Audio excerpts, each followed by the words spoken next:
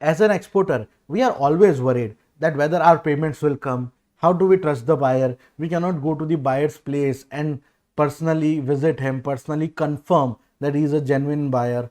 And due to these doubts and due to these fears, a lot of people skip the opportunities that come their way and do not enter into the international trade.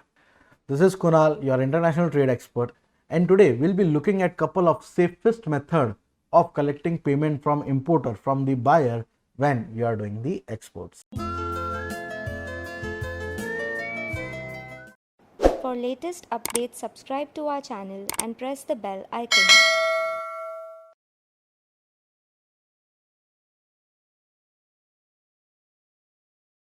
Well, the first payment is the dream of every exporter and the nightmare of every importer, and it is 100% advance. As an exporter, you tell to the importer, okay, I'll do your order, I'll deliver you the goods, but the condition is you need to pay me 100% advance.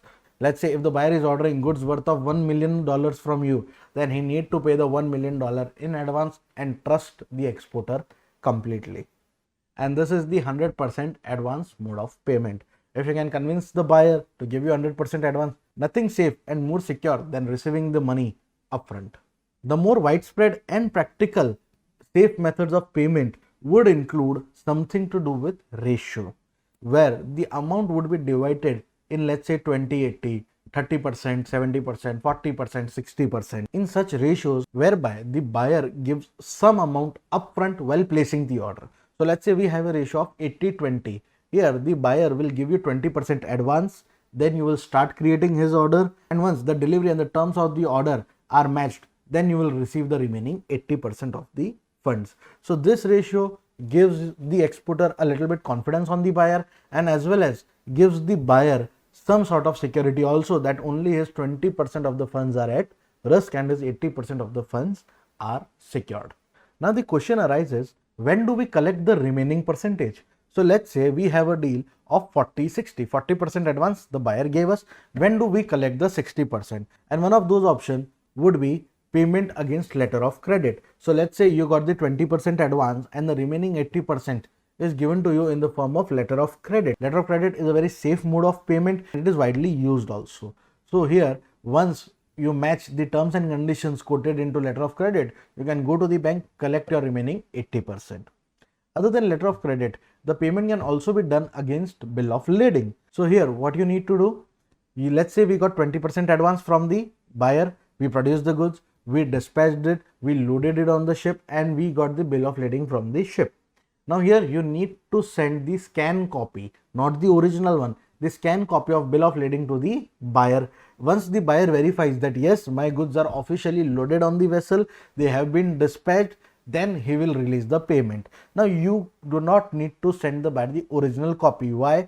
Because if the buyer has original copy, then he can directly release the goods from the ship without making the payment to you. So now here the original bill of lading is your safeguard, is your safety net. So you need to send the scan to the buyer will confirm it, release the payment. Once he releases the payment, then you can send him the original bill of lading. Another option in the ratio payment system would be before delivery. Now here we got the 20% in advance from the buyer to manufacture the goods. The remaining 80% we can put it with the buyer that we have produced our good. Here is the proof, here is the certificate, here is the quality test and everything.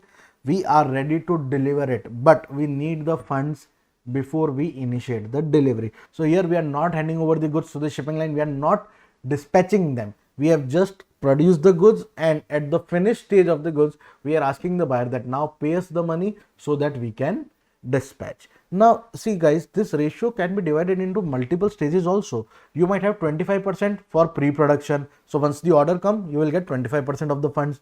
Then another 50% would be on the completion of the order. So let's say you took 2 months and created the order of the buyer. So at this stage you will receive another 50%, and the last 25% let's say would be on the bill of lading or letter of credit. So what I mean here is that it is not necessary that the ratio will only be in 2 part. There can be 3, 4, 5 part as well, depending on the product, depending on the process time, and also depending on the stages involved into the delivery of the goods. One more condition that you can have on the ratio would be called payment against document. Now here you will manufacture the goods, You got the advance 20%, fine. The remaining 80%, you will show all the documents to the buyer. He will approve the document, and once he is satisfied that all the terms and conditions have been met, he will release your payment. Now this changes case to case basis. Any buyer can have any deal with the seller, given the deal should be legal and any ratio is fine, given both the parties are okay to accept it. Well, I hope that this video would have given you some clarity upon the safest methods through which you can collect international payment as an exporter and do not get cheated into the global market. Well, if you found this video knowledgeable, then please press the like button, share it with your friends, and subscribe to become a smart logistician. Well, this is Kunal signing off till next time.